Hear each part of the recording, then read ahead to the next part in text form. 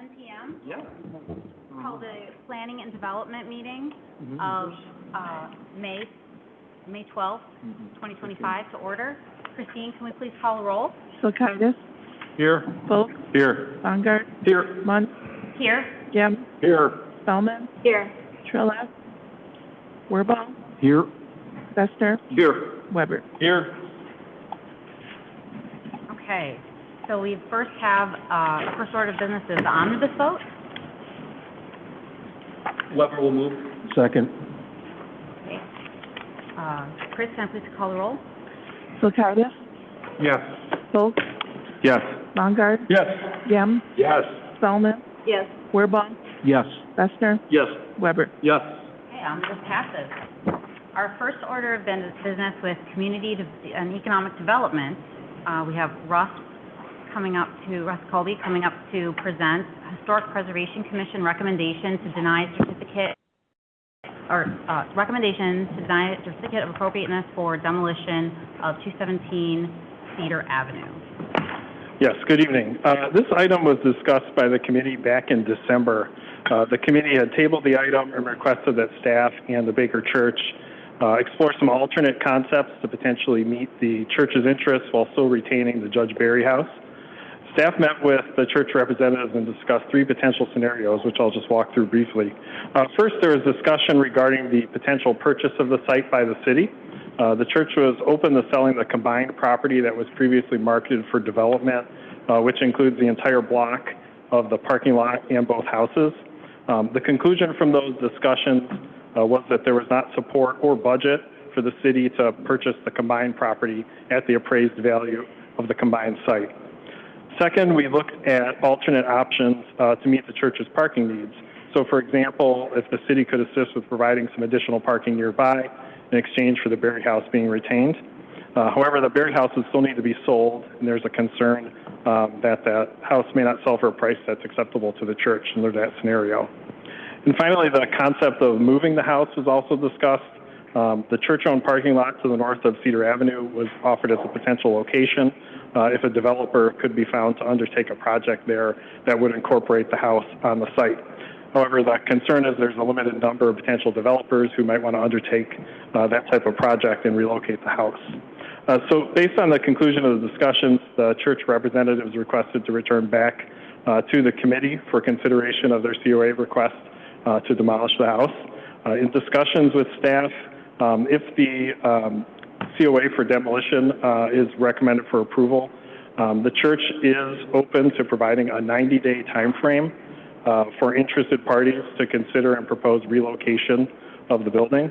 And church representatives are present and can speak to that as well, but that's something that staff could incorporate into an ordinance granting the approval of the COA if so directed by the committee. Do we have any questions for staff? Okay, I believe we do also have someone from the church who'd like to speak, and before we do any votes or any discussion, we are going to have time for public comment as well. So just so everyone in the audience knows that as well.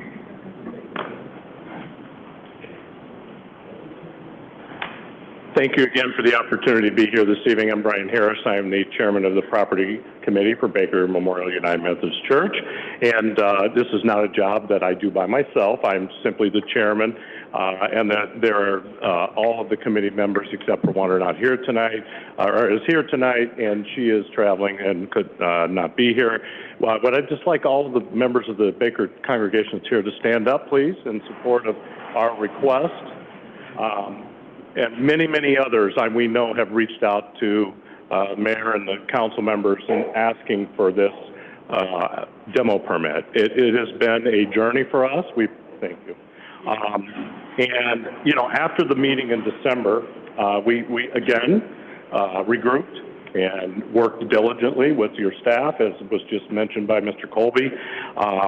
We updated our appraisals. You did the same. We had several conversations and vetted out as many options as possible. Again, from our position, we continue to be workable, but we've just got to this point where there is no other path forward. We've talked to multiple developers. We've talked over the last 7 years plus, And it just is not, an option moving forward. And we would like to keep the property.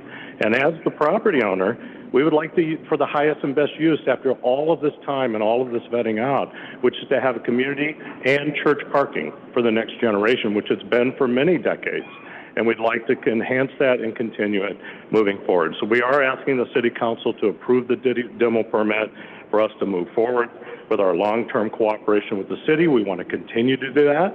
Even if we do get this permission, we extend that option for the next 90 days, right? If somebody wants to come, I've had that conversation personally with several people. We'll sell it to you for $1. Come get it. We're happy to move it along. All we want is to be able to move forward on our property for the highest and best use. And we believe it's the highest and best use for the community as well. So thank you for consideration, and we're open for any further questions that may come up. You have all of our materials that were presented from the December meeting. Okay? Any questions from council? I have one question. If the COA is authorized for you to demolish the property, I'm sorry? I couldn't hear you. Oh, I'm sorry. If this COA is authorized for demolition, what's the timeline in the actual physical demolition of that property? Well, we would want to work with the city on that. Again, we've had a long-term relationship with the main parking area, right? So our next step, let's play this out. If you do give us permission to move forward, our next step is to meet again with the city staff and talk about what it's going to look like, right? And we want to enhance that relationship that we've had for 60-plus years. It wouldn't be, I wouldn't say immediate. However, we have to move forward probably before the end of the fall and be able to move forward, get things moving on that site. Again, it's a financial burden for us. We've talked about that. Right. And the longer we perpetuate that, the more, and also it's a challenge in the community. It's a challenge every day on those two properties, and we need to rectify that. But you're saying it's a financial burden to demolish the property too? No, not to demolish. We have the funds to be able to do that. And we know we're going to have to generate funds to be able to redevelop in the parking lot as well. However, it is a financial burden with the ongoing taxes and the upkeep of the houses and the general, burden that it's been on us for many, many years. Hence, we've been here having conversations for 7 years. So, will it be immediate? No. But will we want to do our due diligence and do it right for all the neighbors as well as the city and have that partnership to continue? Absolutely. I'm just asking that question in regards to just timing. That, if we need more time, don't need more time. We don't need more time. I know you don't, but at the same time, I feel like I'm backed in the corner a little bit rushed too because of, all the conversation that's been going on. Thank you. Okay. So just to clarify, we're only talking about the COA for demolition. There's no ask, there's no request on behalf of the city to spend a nickel on whatever comes next. No. Okay. We would like to engage in that conversation because we've had that ongoing relationship forever, but no, there's not. Thank you. Are you committing to the property being a parking lot and not being sold for something else? Yes. Okay. And when that new space is used as additional parking, would you be willing to have a continued parking sharing agreement with the city for the new parking spaces when the church doesn't need the spaces? Yes, absolutely, which we've done for as long as we've owned the property. And could you do, I'm so sorry, one more. Sure. I'm learning my Alberman etiquette. Would you be able to help us market the availability of the 90 days to move it? What do you have any tools to help get the word out about that? We've been a willing partner with that, with any solution to be able to move forward. So yes, we could do what we could do. We're a church, right? So we don't have a marketing team. We don't have, we have our pastor, but, and we have communication modes, but, we're a church and right. And so we would try to help as much as we want to do the right thing, but we also are property owners and know what the current situation is not sustainable and it hasn't been for a long time. Yeah, I would just thank you, Brian, for all your time. But so when it's all, so should it move forward and it becomes a parking lot, estimate of how many spaces would be available for church and for city use? 20 additional spaces. I wanted to make sure I was accurate. I'm looking at people. Yeah. And that would cover we've already gotten the approval for 211 and 215. So that 20 spaces would be from the corner of 3rd and all of those. No, with all those together. Correct. So we would gain additional 20 spaces for your Sunday Yes. use or programming? Yes, for our main program. Sunday is the key. However, we have major events that go on there periodically, as you well know. Yes. And, but all the other times, it's available for businesses and community use. Great, thank you very much, I Mhm. appreciate it.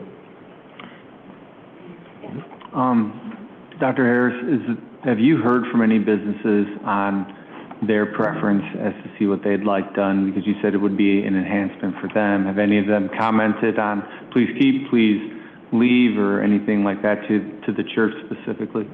We absolutely, early on, even about a year ago, we went around to all the local businesses. In fact, we had several letters in our original documents back in December of support for expanding and enhancing that lot because they know it helps them. And we've had all the neighbors as well. We have to be a good neighbor. You know, we're the big church there in that neighborhood, and so all of the residents as well. We walked on every door. We've got a lot of, also, no regrets, I would say, from any of the businesses, to answer your question. Thank you. Are we just making general comments now? Is it? Okay. So first, thank you for taking the time to work with staff at looking at different options. I really appreciate the time and effort you put into that. For me, I still take the position that we have a parking problem downtown, especially on the east side. So I'm still in the camp of looking for a win-win where we acquire the lot, the buildings, everything. We buy everything from you. Unfortunately, I don't have the support up here. That I lack the support. So for various reasons, budgetary constraints. But I'm still in the camp of, I think it would serve the best interest for us, the city, to buy the lot, stabilize parking. You can preserve the Berry House. We can sell it off. Have an agreement in perpetuity with the church where you have no liability, no maintenance. But again, it's just not going to happen up here. But I appreciate the time you put in. And we were willing to vet that out, as we said. Yeah, and you did. And we did. Thank you very much for doing that. Appreciate it. Do you have any other comments or questions up here? Thank you so much. Thank you. I will open this up to public comment. If anybody would like to come up to the podium, we just ask you to come up and state your name into the microphone before you speak so that they can record that. You don't have to say your address, just your name. Kim Millay. I am the historic preservation chairperson. Pull the microphone down just a second. Thank you. And I do have a couple questions. First off, if we can find someone to actually move the house, how much is the church willing to let the house go for? I'd like that on public record. $1. Okay, I just wanted, that way we know what we've got publicly. Secondly, if we do find someone that is willing to do so, are you willing, as the church, to allow the time it's going to take to develop the plan for that? And so it could be potentially more than 90 days. And just to be clear, this is more of a public comment than it is a question and answer, so I don't want to put the church on the spot here to make them feel that they have to answer these on the spot. Okay. So if you want to let those questions sit and maybe they can get back to you on those, I think that would be the most respectful way for this to go forward. Okay. And that's fine. I would like to know these things so that we know what parameters we're working on. Yeah. And I just want to kind of call attention. I mean, this property does have, right now, we are in the process of trying to make Camp Kane a very well-known historic site. That house does have the Civil War ties and the Lincoln ties to that site. So here we are trying to preserve one site, and we are talking about tearing down another site that represents that history as well. So I just want to keep that in mind. I think I can speak for the commission that we are open to the idea of moving it. We're not saying it has to stay there, but we really would like that opportunity and that potential to be reviewed and incorporated somewhere in town, so that we can at least preserve that building. Okay? So thank you so much. Do you have any other public comments?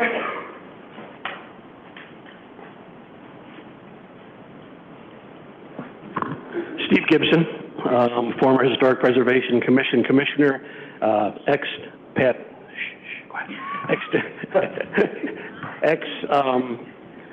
ex-president of the board at the History Museum and executive director at the History Museum. I'm here tonight as a concerned citizen, as a somewhat of a local historian, and someone that also leads guided walking tours in downtown St. Charles.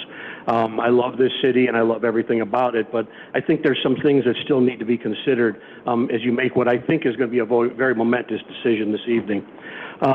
Tonight's vote will not just decide the fate of one building, it determines the direction of our city's preservation values for years to come. We can't afford to treat this matter as if it was routine.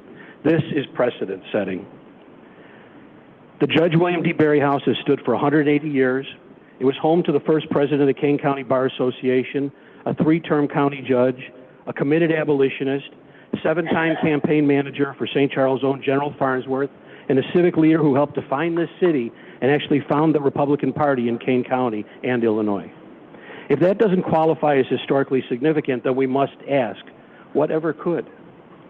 Allowing demolition in this case for just a few parking spaces sends a clear message that any historic structure, regardless of its significance, is vulnerable.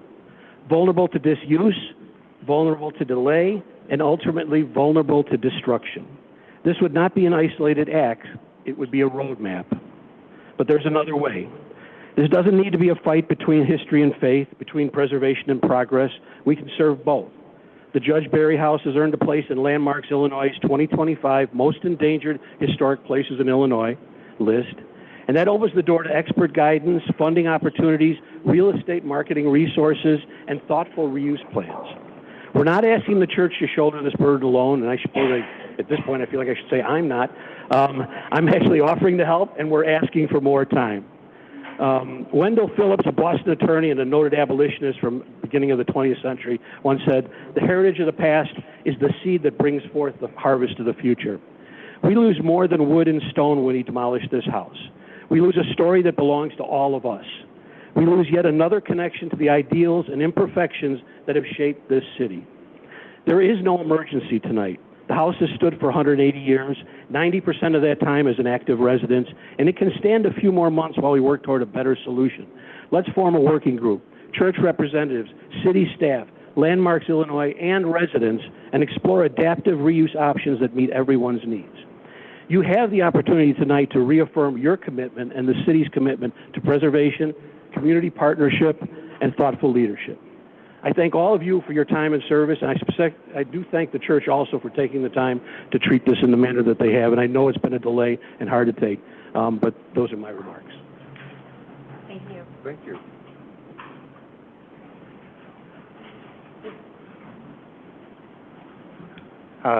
Al Watts with Preservation Partners of the Fox Valley. Before I begin, I just wanted to check if it was all right if I read a statement that I think you all got from Landmarks, Illinois, but is it all right if I read it, or do you just want to keep it in the...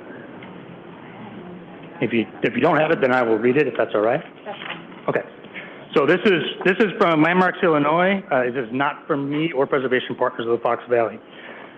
It says, Council members, Landmarks, Illinois urges the Planning and Development Committee of the City of St. Charles to follow the Historic Preservation Commission's recommendation to deny the demolition permit for 217 Cedar Avenue, also known as the Judge William D. Berry House. On May 1st, Landmarks, Illinois announced that we were including the Judge Berry House on our list of most endangered historic places in Illinois for 2025 in response to the application for the demolition before you today. An annual program since 1995, the Most Endangered Historic Places in Illinois shines a spotlight on historic places under threat across the state. We select the places on our most endangered list through public nominations. The Judge Berry House dates back to the early years of St. Charles, only 10 years after its founding in 1834. Structures built within the first years of settlement of a community are increasingly rare.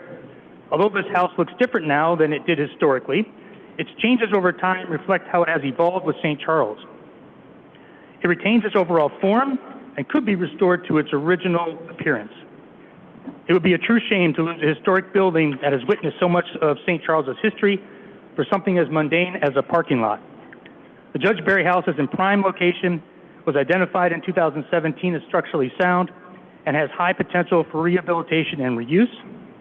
At an absolute minimum, an attempt should be made to market the house as a single-family residence.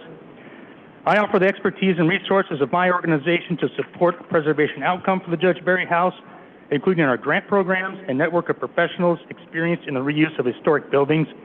Thank you for considering our comments. Sincerely, Kendra Parson, Advocacy Manager, Landmarks, Illinois. Now I'm going to switch gears and be me. So, I am Al Watts, Community Engagement Director for Preservation Partners of the Fox Valley. We're located in the 1850 Beef House at Indiana Street in St. Charles. For those who don't know, since 1974, our organization has educated this community about preserving its heritage through the local small museums we operate and by connecting property owners, city officials, and preservationists for resources to help solve preservation challenges. As we noted at the Historic Preservation Commission meeting on October 2nd, 2024, the application requesting the demolition of the Judge Berry House does not appear to meet the criteria for approval under the ordinance. The home holds a rich history about St. Charles. There is no apparent structural safety risk, and there is no immediate need for additional parking for the city or the church that's been presented. Every piece of history removed or irrevocably altered diminishes the economic value St. Charles receives from the downtown historic district.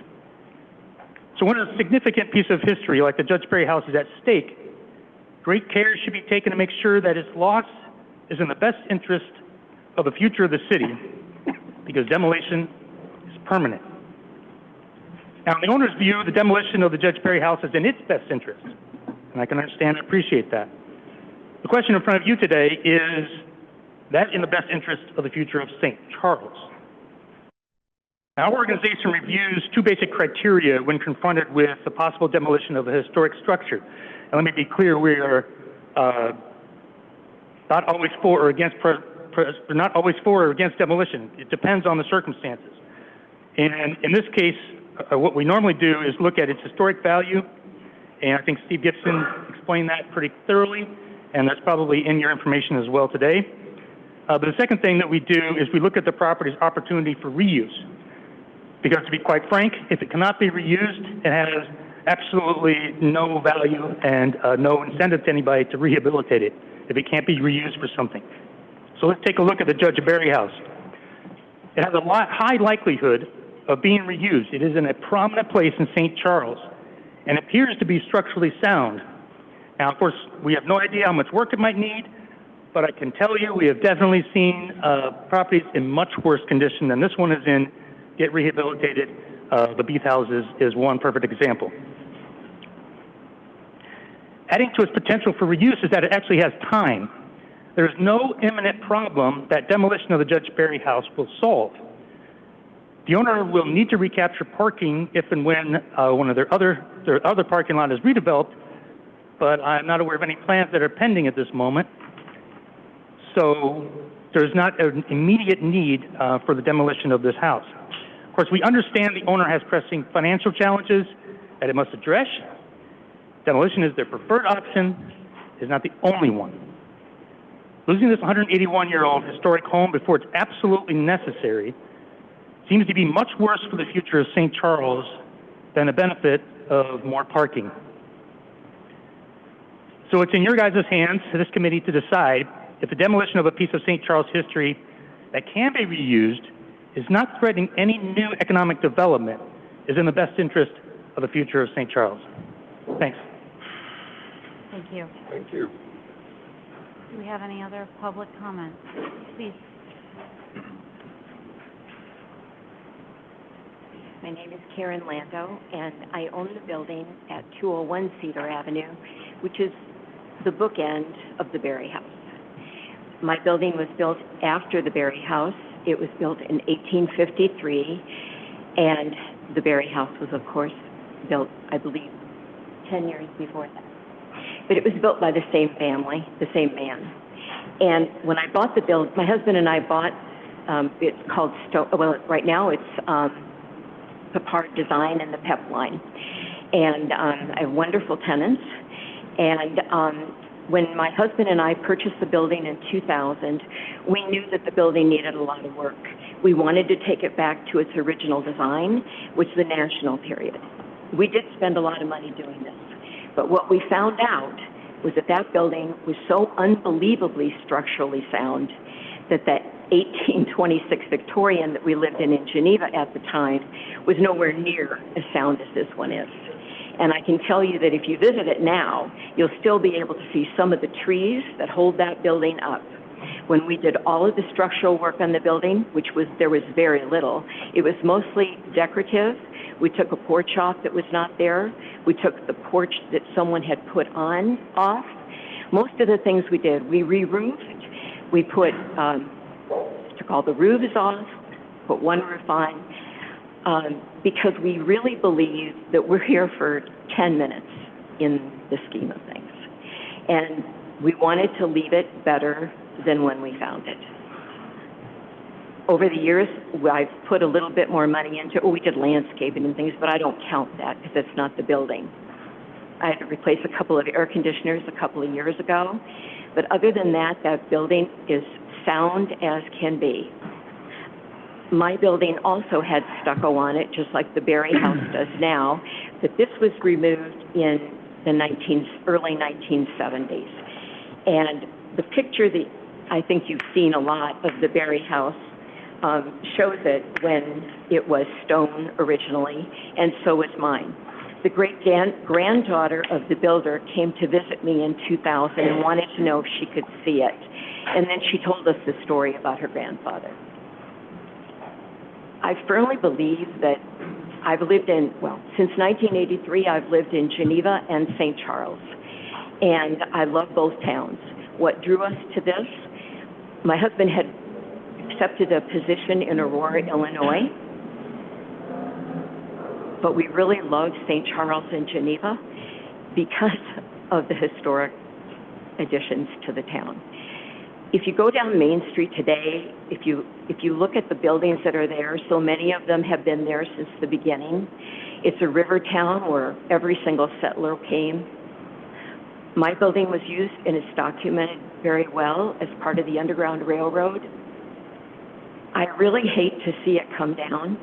Now, when we come to problems like parking, which I totally understand, I was lucky to have, and the building still does, 6 parking places in it. And then my customers used to use the one next to us, which the church owns. I have a couple of questions, though. The last time that I was here in December, it was discussed that the property across from the Berry House it was under contract to be sold for 3 townhouses. But in the paper, when I got the notice about coming here today from Preservation Partners, it said that there was a possibility that the Berry House could be moved there. So I was a little confused because I think there are more than 20 spaces in the parking lot across the street now. And I do know that also after the December meeting, I had a man that I knew quite well that was very interested in the property, but he's been waiting for someone to get back to him on the appraisal. So I would be very curious what the appraisal is, because I do think that there are many people that would be interested in refurbishing that building. And then if they take the one in the middle down, as well as the one that's been next to me from the other home that came down. And then I don't know what the status is. And I know I'm not supposed to ask questions, but I don't know how you can make decisions if you don't have the answers to those questions. Like what the appraisal was. And I really loved the gentleman that spoke earlier that said it would be wonderful if the council and Preservation Partners and some people that are very interested in as well as the church, of course, they own the property, but as well as people that are really hold preservation dear to our hearts. Because if the price is right, that's a whole new ballgame. Thank you. Thank you. Thank you. Do we have any other public comments? Yeah. Hi, I'm Gloria Kohler-Gaske. I was the former owner of the Berry House. My husband and I lived there from 1976 to 1993. But before that, it was purchased by my great uncle, and it was around 1914 that he bought it. So the house was in my family for about 80 years. But anyway, I wanted to point out that when my relatives bought it back in 1914, they bought it, it was a shell. What they bought was just the quarry stone structure, and they had to refinish everything in the house, to add on, build all the staircases, the cabinetry, and so forth. And I guess what I'm trying to point out here is that the house is not beyond redemption. I know it looks very sad right now. It's fallen into disrepair. It hasn't been maintained. The funds weren't available, whatever the case was. But the house has been salvaged before. The house, when I owned it with my husband, I wish he could be here, but he had surgery. He did so much work to this house. We oversaw a brand new roof, as this lady said. There were 3 roofs on there before, and we took those 3 off and put a new roof on it. And we painted that house. We put up a new garage. We replumbed it, put in a new furnace, did all the kind of things that you should do as a homeowner to a vintage house like that to keep it in good shape. And because it is almost 200 years old, it needs constant maintenance.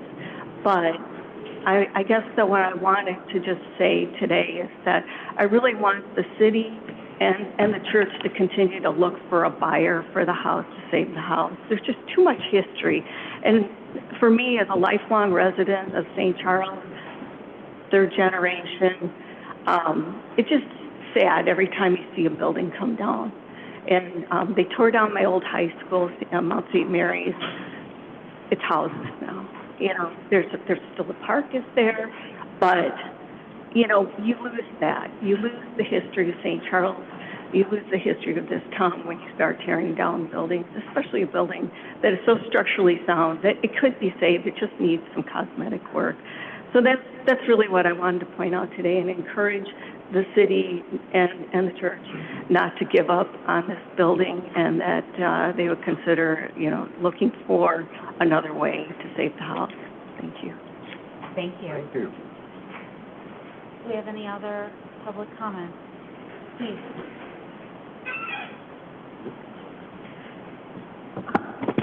Thank you, Madam Chairman. My name is John Hoshite. I'm a resident of St. Charles, but I'm here in my capacity as legal counsel for the church. On behalf of the congregation, I want to thank the council for all the time they put into this. I just want to talk about a couple of the factual issues that are maybe overlooked in this discussion that I think are critical to the council's decision-making here. First of all, the church, this was discussed at the last meeting, has a long history of cooperating with historic preservation. And in fact, when they did their most recent remodel, modified their plans to satisfy the Historic Preservation Commission, expending several $100,000 more in improvements to comply with their requirements. So this is not a situation where we've got a congregation that isn't cognizant about history in St. Charles or the importance of history. There was a mention about Mount St. Mary's.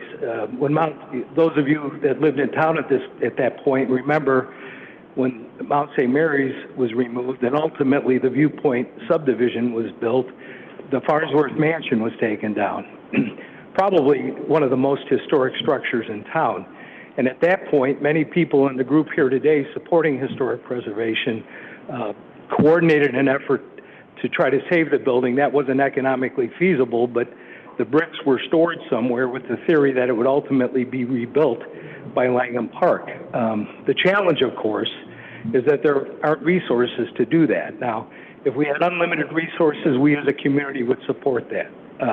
But it's just not a feasible outcome. So there was an example of a situation where the need was recognized, but the implementation didn't occur because of financial resources. Now to the points that I think are critical. One is an issue of timing. And how much longer can we practically wait? One thing that is kind of an undertone here that hasn't been brought up is there are open citations that the city has issued against the church for maintenance work that needs to be done to the building. And if that was put on hold because of cooperation, the response to those citations was the church came and asked for the demolition permit. And that remains on hold, but those citations, in theory, were issued for legitimate reasons, meaning that if we don't go forward with demolitions, the church has to invest money to shore up the building. The other comment that was made is that no one has any idea what it would cost to redevelop or improve the building. That's not true. We've had individuals go through, it's several $100,000 that it would cost because the interior of the building has structural problems that would cost way more than the economy would permit for a sound investment. That's why no one's bought the building. In terms of moving the building, the church has been very cooperative. As Brian Harris indicated, we've always indicated if someone wants to move it, they can move it. And there's been a history in town of a lot of buildings that have been moved. The practical problem with this building, I think one of the reasons why it hasn't been moved is because it's a stone structure as opposed to a frame structure. If you move a building that's a frame structure, you prop it up on a trailer essentially, and as long as you get the utilities out of the way, you can transport it to the new site. A stone building can't be moved that way. It would have to be cut up in sections and moved because it could cave in. And so that's a practical challenge that creates an economic burden for moving the building. Having said that, the church has no problem with cooperating with someone that wants to do it. But I would indicate to you as a group, as a council, that that's one of the reasons that hasn't occurred. And then a final point that goes with the issue of timing here is the issue of insurance. If you talk to the fire chief, they will tell you that one of the concerns that they have from a public safety perspective is leaving buildings vacant. That building is vacant, and it creates a problem for insurance. It theoretically could create a public safety problem. Now, having said that, the church as a neighbor keeps an eye on it. We haven't had a problem, but indefinite delay could cause an issue there. So it's for those reasons and the fact that when we came here in December, we agreed to wait in good faith for 6 months to address all the concerns that were raised here tonight. And unfortunately, nothing's happened. No one's come up with a budget to buy the property and improve it. No one's come up with a budget to move the property. It's been suggested that if the permit is issued, we wait 90 more days to see if that materializes. That's fine. The church is good with that. But ultimately, we have to make a decision. And so we feel that the church has acted in good faith and will continue to be a great neighbor and will continue to work with the city to share parking. That's kind of a unique thing in the downtown. I'm sure you're facing other areas where there's jointly owned parking where there's some problems. You're not going to have that with the church, and you won't in the future, but the church asks for cooperation in return. So thank you for hearing. Thank you. Thank you. Do we have any discussion from council?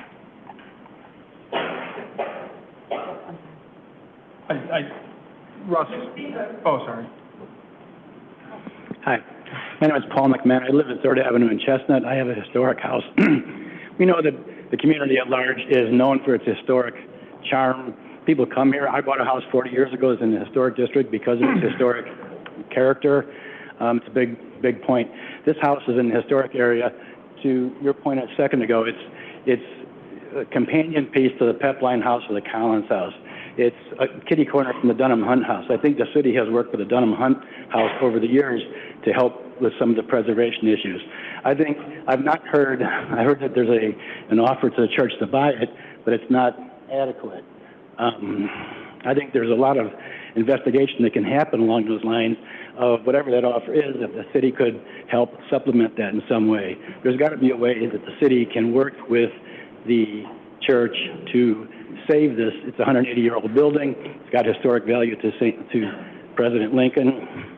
I think 6 more months is not a big deal in a 180-year-old house. Thank you. Thank you. Did we have any other members of the audience who wanted to speak? Sorry. No, go ahead. Hey everyone, I'm Steve Lepler, and I own, or my family owns, the limestone house that's at 801 Indiana. Bought it at a really good price back after the financial crisis, and well, I ended up putting a lot of money into it. It was not cheap to repair it, but now I have a gem of a house, and it'd be crazy for us to tear down any more of these limestone houses in the community. I guess my question is, we're doing this for the sake of 20 parking spots, and I want to know how many people of all the folks who stand up here or all of the congregation, how many folks are walking or riding their bike instead of bringing their car there? Because it's really just a car issue. If we could find 20 people in the community to walk there instead of drive, then we could get away from this whole problem. Thank you very much. Thank you. Thank you. Russ, can I think I've asked this in the past, but not to put you on the spot, how many similar properties examples has the city faced like the Berry House in the last 20 years? And if so, what was the outcome? There's been a number of buildings in the historic district that were approved for demolition. Generally, they were non-contributing or contributing buildings, but there was typically a plan presented for what would be developed in its location, so that the Historic Commission had the ability to compare what was being proposed with what was being removed. Those have been most instances where there's been demolition work approved in the historic district. Mm-hmm. Okay. And I'm just going to keep you on because you have the microphone in front of you, so don't go anywhere. Can you talk about the other ways, the other locations that Judge Berry's history is recognized and honored in the city? So that's probably difficult for me to answer, as I'm not a historian. I know some of the members of the Historic Commission who've done more research could probably answer that with a little more detail. But obviously, he was a resident of this community, so his work and places that he contributed to continue to exist. But this building obviously was associated with where he lived. Right. And then I guess ultimately for Baker Memorial, there's kind of this back and forth about, the building is sound, the structure is good, but it feels more and more the conversation leans towards the viability for Baker Memorial in the years to come financially. And what this property, it's not as if there's, a line of buyers that are coming, with comps and proposals and ideas. The challenge being is how long can Baker Memorial continue to maintain the upkeep? We talked about, citations that are pending, property taxes. So I don't want to put, Baker completely on the spot, but the reality of, hey, we just need more time to come up with a solution. It feels, and I think there's other members of the committee up here that feel kind of like, this is what this is really about, is the time running out of, hey, we can no longer afford financially, given our stake, to be able to manage multiple properties and make this work. It's not as if, parking is a hot issue in town, so you guys recognizing maybe this is a way that we can help that. But is that a fair estimation of where this conversation is really leading, is the financial viability of Baker Memorial being able to handle all of this property and the burdens that come with it? Yes, and those details are. Right. Okay. So again, I'll just put a comment on here and then you can go with wherever you want. We 6 months ago, we started having this conversation again. And I know we've talked about, preserving our history, our legacy, and how important that is to, I think, everybody, or the majority of people who've moved and call St. Charles home.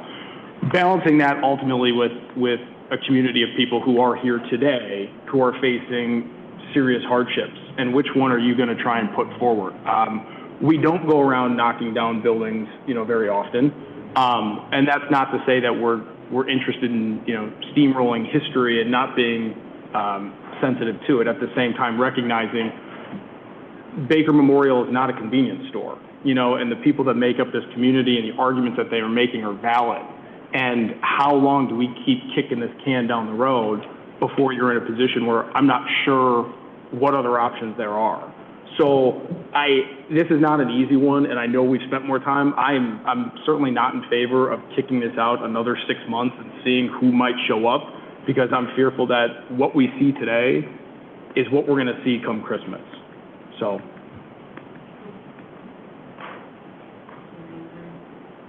Council comments? Okay, so what is in front of us is a motion to allow the demolition with a clause that there could be a voluntary delay of 90 days, and within that time frame, the church would be open to consider any offers that the church deems legitimate to move the home. If none materialize, the demo would proceed, and any citations would be stayed during that period of 180 days and dismissed if the church ultimately demos the home or if it is moved.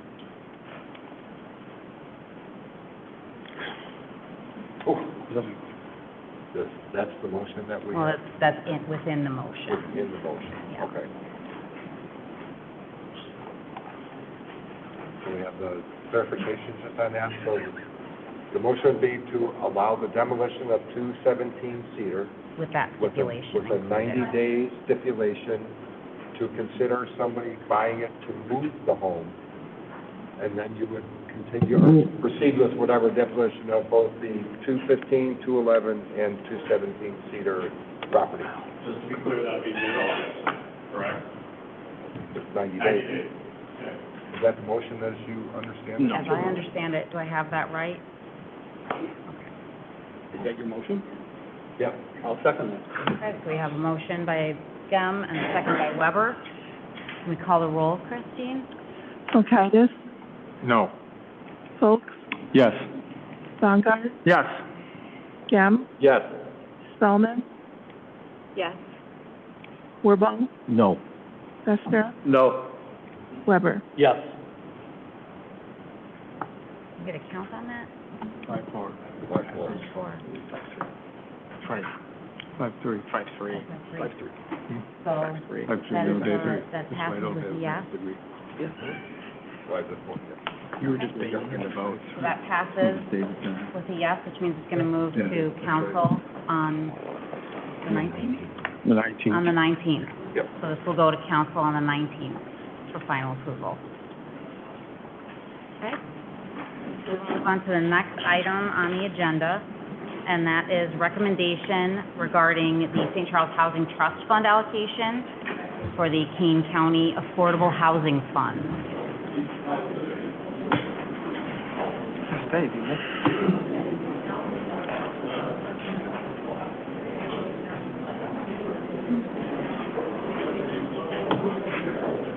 anybody left? Nice bob and weave there, Alan. Do you want me to wait a minute, or? Yeah, you Yeah, may want want to to wait wait. a second. We'll give everyone a second.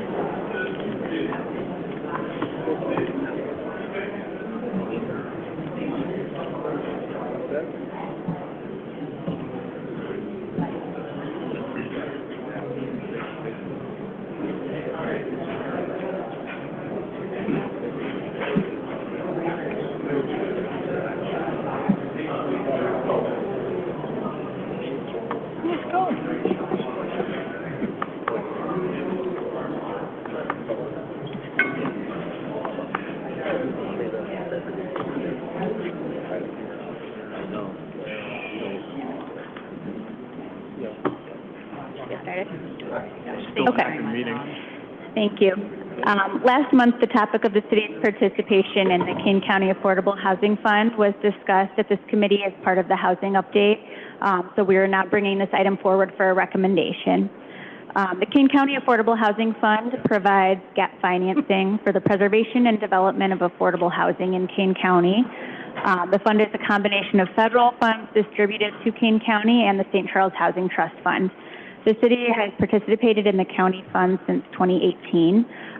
The fund has resulted in city and county dollars being pooled to fund affordable housing projects in St. Charles, including purchase rehab projects, new construction, and renovation. Back in 2018, the city allocated $416,000 from the St. Charles Housing Trust Fund to be included in the county fund. Additional funds were added as needed over the past couple of years based on specific projects. There are no remaining city funds allocated to the county fund, and Kane County plans to release its RFP in June for the Affordable Housing Fund. So the city will need to allocate additional funds in order to participate in this year's RFP. Last month, the Housing Commission recommended allocating $500,000 plus an administrative fee from the city's Housing Trust Fund to the county fund. The Commission expressed that allocating these funds will increase the likelihood of affordable housing projects being proposed in St. Charles. The current available balance of the trust fund is $1.6 million. A few items to consider. City funds that are allocated to the county fund remain in the city's Housing Trust Fund until a project is proposed, approved, completed, and reimbursement is requested. The Housing Commission approves any projects in St. Charles for which city funds are requested. And city funds allocated to the county fund typically carry over year to year.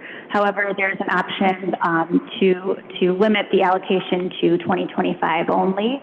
If funds are limited to this year only, then next year's allocation would be discussed next spring prior to the next RFP, and then moving forward, this could be an annual discussion. Any questions? Thank you for your presentation. What is our current balance in the Housing Trust Fund? The available balance is $1.6 million. Move for approval. Second. We have a motion and a second. Christine, call the roll. Solkaya? Yes. Post? Yes. Stanger? Yes. Gem? Yes.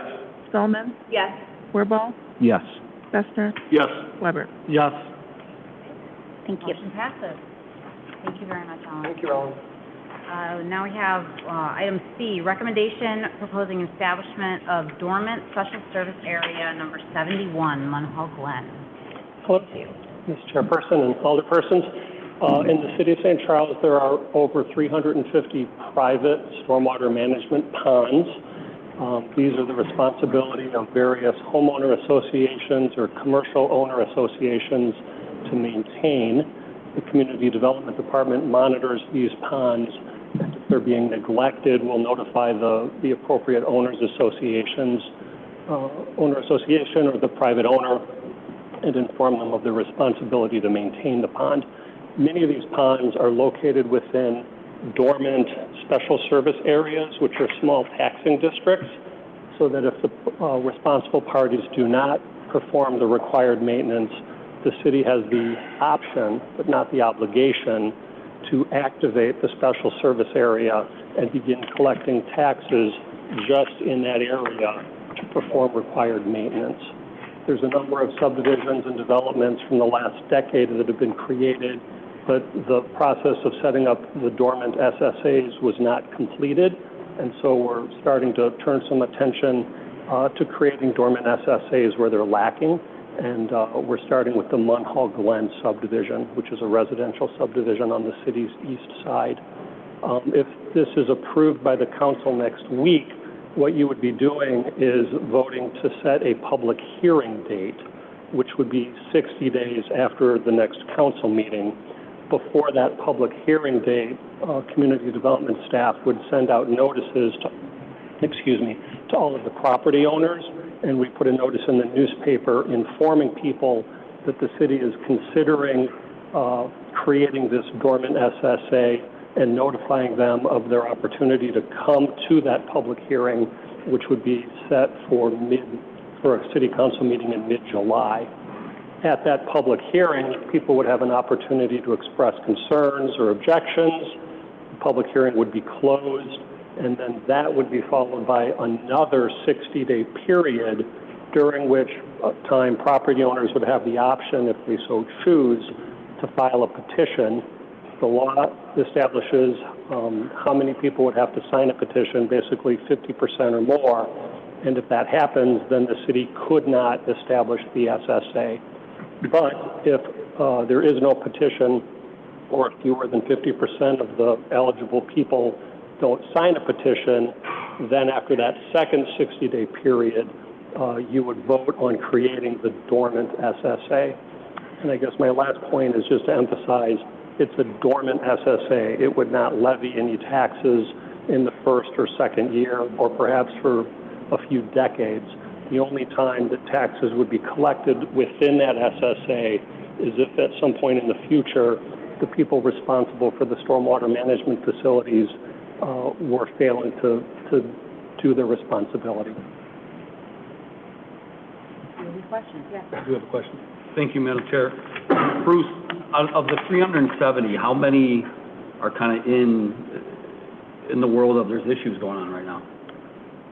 There are a few that are active where we are levying taxes, and I didn't bring it, but I can share with the council a map that shows the half a dozen or so active SSAs where we're levying taxes, and then that money is used to pay for public works personnel to perform maintenance. And maintenance is typically things like mowing the side slopes, cutting down invasive trees, unplugging release structures. They're basically like bathtubs with a drain, and the drain will get plugged, and Public Works will have to go out and clear out the debris or the litter that's clogging it. So there's about a half a dozen that are currently active. Thank you. Yeah, that would be good to know, Bruce, just out of our 70, maybe 71, how many are active that we're collecting? Sure. And kind of what levy we have. I don't know how much money we collect from those levies to provide Public Works to do that. Yep.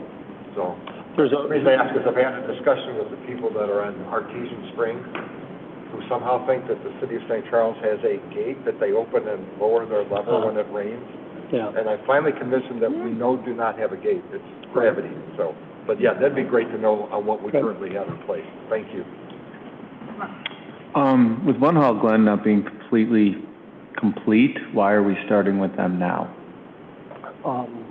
Honestly, because the developer is very cooperative, and as staff and personally, we're learning how to go through this process. It's very prescripted by state statute, the process we have to go through. And the developer of Munhall Glen is a gentleman named Court Earhart, and he expressed great willingness to work with us and go through this process.